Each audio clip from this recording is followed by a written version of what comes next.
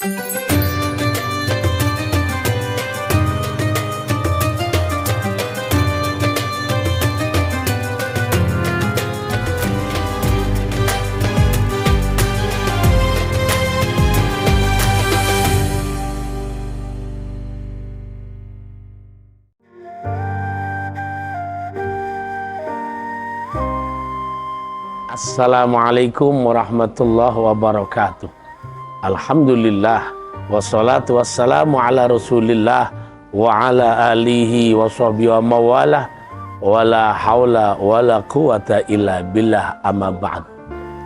Para pemirsa yang berbahagia dan yang saya hormati, pada hari ini saya akan menyampaikan tentang kedudukan niat dalam beribadah. Terlebih dahulu, apa arti niat tersebut? Dalam kitab fikih dikatakan bahwa an-niyatu qasdu syai'i muqtarinan bi fi'lihi, yaitu menyengaja sesuatu disertai dengan dibarengi pekerjaannya. Sedangkan tujuan niat ada dua. Yang pertama, untuk membedakan antara ibadah satu dengan ibadah yang lain, atau untuk membedakan antara ibadah dengan kebiasaannya.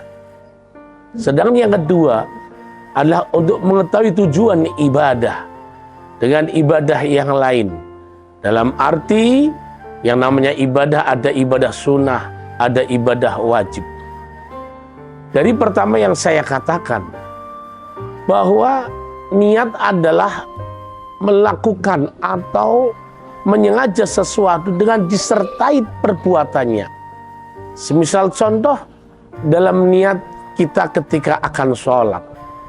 Awal sholat adalah takbiratul ihram. Otomatis niat itu harus disertai dengan takbiratul ihram.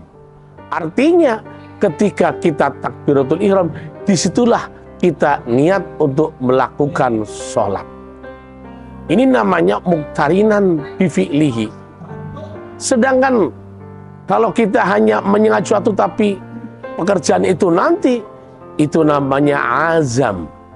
Semisal contoh, kita sore akan pergi ke Jakarta, pagi sudah hatinya punya niat. Ini namanya azam. Tapi khusus di dalam ibadah puasa, ini ada rukhsah dari Rasulullah Sallallahu Alaihi Wasallam, yakni dalam melaksanakan niat itu mulai dari maghrib ba'dal ghurub sampai menjelang yang namanya fajar shodiq. Kenapa? Karena orang kalau disuruh untuk niat berbarengan dengan pekerjaan puasa sangat-sangat sulit. Kita tidak tahu kapan awal fajar itu muncul. Sebab tidak semua orang tahu. Maka karena sulitnya itulah Rasulullah menempatkan niat seperti azam. Yaitu mulai ghurubis syamsi sampai akan wujudnya yang namanya fajar shodiq. Di dalam niat, ini merupakan salah satu perkara yang paling penting. Sebab apa? Innamal a'malu binniyat wa innama likulli imri'in ma nawa. Semua amal sah hanya karena niat, amal sempurna karena niat. Semua orang itu tergantung niatnya. Oleh karena itu niat itu sangat-sangat penting. Karena Allah Ta'ala kata Rasulullah, "Yannallaha la yanzuru ila suwarikum wa amalikum walakinallaha yang duru ila qulubikum." Allah melihat Anda bukan terhadap bentuk Anda, bukan terhadap harta-harta Anda, tapi Allah melihat Anda adalah dari hatinya, apa yang dia mau dalam hatinya. Sebab di sisi lain Rasulullah mengatakan, kam min amalin yutasawwaru bi amalid dunya fayasiru amalal akhirah bi husnin niyat. Wa kam min amalin yutasaw bi amal akhirah fayasiru amal dunya bisu'in niyah. Banyak sekali perbuatan amal yang bentuknya seperti amal dunia. Semisal contoh, seperti orang pagi-pagi setelah sholat subuh, dia menuju ke pasar, mau mencari uang, mencari rezeki yang halal. Tapi karena niatnya bagus, niat demi kewajiban seorang bapak untuk menafkahi anak, kewajiban seorang suami untuk menafkahi istri, maka walaupun itu zahirnya seakan-akan mencari duniawi, tapi itu tergolong amal akhirat.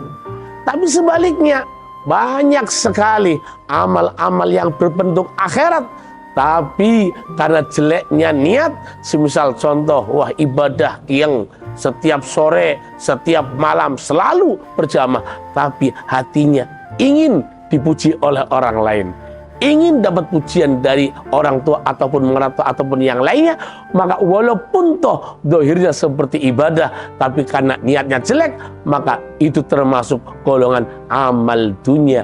Na'udzubillah min dzalik. Para pemirsa yang berbahagia, marilah dalam segala hal apapun kita jangan lupa niat yang baik. Kita mau kemana, mau kerja, niat yang baik. Kita mau ke teman, niat yang baik dengan tujuan silaturahim. Apapun perbuatan kita, hatta kita makan, niat yang baik untuk supaya ibadahnya kuat. Kita tidur, niat yang baik agar kelak nanti malam bisa bangun untuk melaksanakan ibadah tahajud dan lainnya. Maka sekali lagi, ayo niatlah dengan niat yang baik, karena itulah yang akan menentukan amal kita akan diterima oleh Allah Subhanahu wa Ta'ala. Kami kira cukup sekian, mudah-mudahan walaupun sedikit ada manfaatnya.